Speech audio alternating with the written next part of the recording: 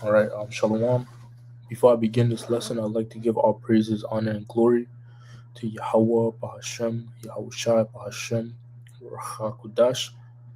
I would like to say double honors to my teachers, the men whom I've learned this truth from, the apostles, the bishops, and the elders of Great Millstone. And I'd also like to say Shalom and salutations to the elect that's out there preaching His word in truth and sincerity. I'm the brother Shaquat, and I'm one of the brothers from the branch of Great Millstone, Montreal. Back with another lesson, and the title of this lesson is going to be entitled "The Inside of the Cup," right? And that's an excerpt from the book of Matthew. Um, Bear with me while I pull it up.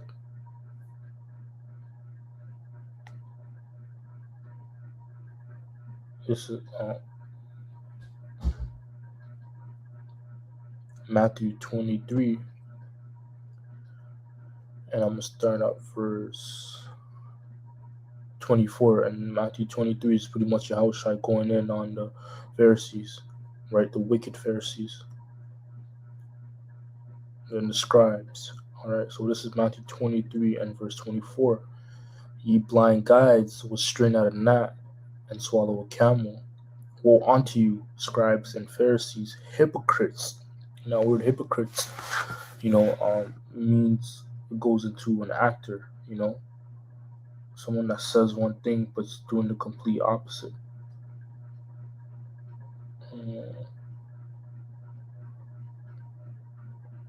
All right, so here we go. This is the definition of the word hypocrite in the online etymology.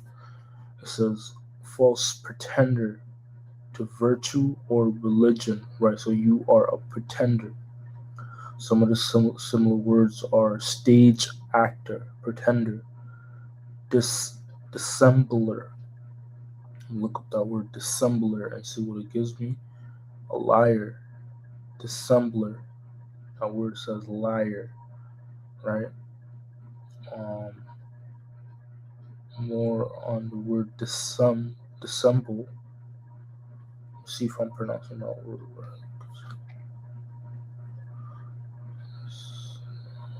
Should be disassemble. Okay, disassemble. That's not the word. Dissemble. Dissemble. Yep. Dissemble. It says this is in the Google. Dissemble is a verb that means to conceal one's true motives, feelings, or beliefs by putting on a false appearance or giving misleading explanations. Right. So that's a hypocrite. Right. Because when you look up the word hypocrite in the online etymology, some of the similar words are stage actor, pretender, dissembler, right? So when Yahushua is saying, woe unto you scribes and Pharisees, hypocrites, he's calling them actors and liars, right? And that word hypocrite is used a lot in Matthew 23, which goes to show you that the Lord does not delight in hypocrites and people that pretend and act, to appear, in this case, to appear righteous and holier than thou, right? The Lord does not delight in an individual like that, right?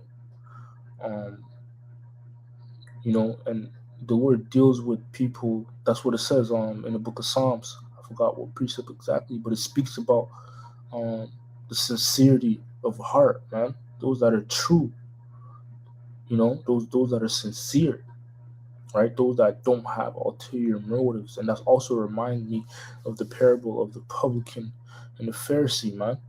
Those were two completely different mindset, but one mindset was despised by the Lord, which was the like the Pharisee, and the other one was loved by the Lord, the mindset, which was the publican, man. Because the publican was honest with himself and knew where he stood, and he wasn't acting and trying to pretend to be righteous. He said, Lord, I'm a sinner, forgive me.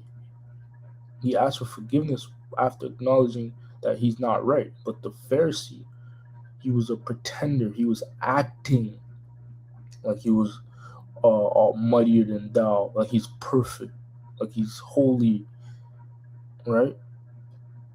Because he made boastful statements, right? And the Lord also is something that the Lord not dealing with. It's a proud look. And he was boasting of his proud look. Oh, I fast this many times. I pay my tithes. But the Lord is not dealing with that. The Lord is really looking for somebody that's contrite and sincere, you know?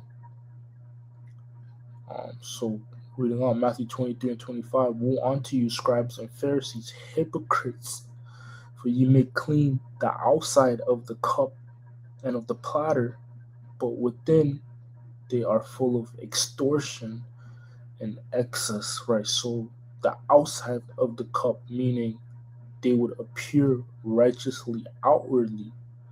They put on a righteous image so that it would appeal to the masses, or to the congregation, or to whoever is looking outside in.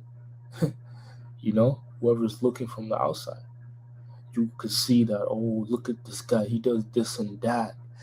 Outwardly he appears righteous, but inwardly, guess what? The Lord said, hey man, you guys are dirty inwardly, man. Your inward man is not clean. Your inward man is full of extortion and excess, meaning you are a pretender. You are pretending, you're being an actor. You're pretending to be righteous. But within you, there's no righteousness at all. It's not clean. Because your actions, your mindset is on what? Extortion and excess. Verse 26, thou blind Pharisee, cleanse first that which is within the cup and platter, that the outside of them may be clean also. Woe unto you, scribes and Pharisees, hypocrites, for ye are like unto whited sepulchres, which indeed appear beautiful outwardly, but are within full of dead man bones and of all uncleanness. Even so, ye also outwardly appear righteous unto men, but within ye are full of hypocrisy. And you see, this also reminds me of being a pleaser, a pleaser of men. You're trying to please men rather than the Most High, right? Because that's the whole rallying cry of appearing righteous outwardly. That's the whole motive, MO for it. Is that, hey, look, I want this person to look at me this way, right? But you're not really supposed to try to please men. You're supposed to try to please Yahweh Ba'ashem Yahweh Shai, right? And a sincere mind would be like, listen, I know I'm not right, so I gotta work on this, I gotta work on that, so I'm gonna work on that, and I'm gonna ask Yahweh Ba'ashem Yahweh Shai to strengthen me and help me work on these things, right? Rather acting like you've already have it figured out, just so people can look at you like, whoa, just so you can get kudos from people, man. Right? But that's not the right mindset to have. Right? The right mindset to have is knowing that you ain't shit, and first and foremost, you didn't bring yourself here. You didn't bring yourself into the truth. That it wasn't of you. So why? What's the reason to boast in the first place? Right? It was Yahweh Ba'ashem Shai that brought you into the truth. The Lord gave you a chance by giving you this truth. So what's the reason of being proud? There is really no reason of being proud, man.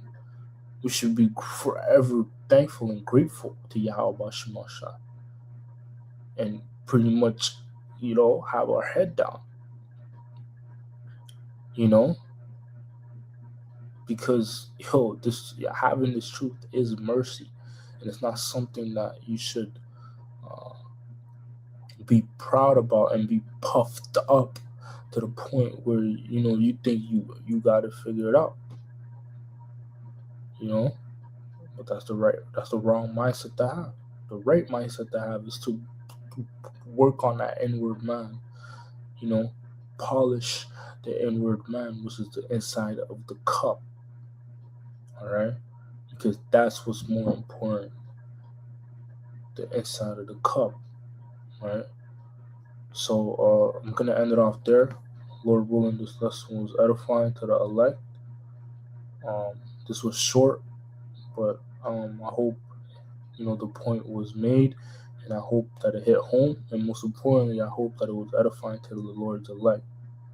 So, with that being said, in closing, I'd like to give all praises, honor, and glory to Yahweh, Ba'ashem Yahushai, Ba'ashem Rachakodash. Once again, double honors to my teachers, the apostles, the bishops, and the elders of Great Millstone, and Shalom and salutations to the elect.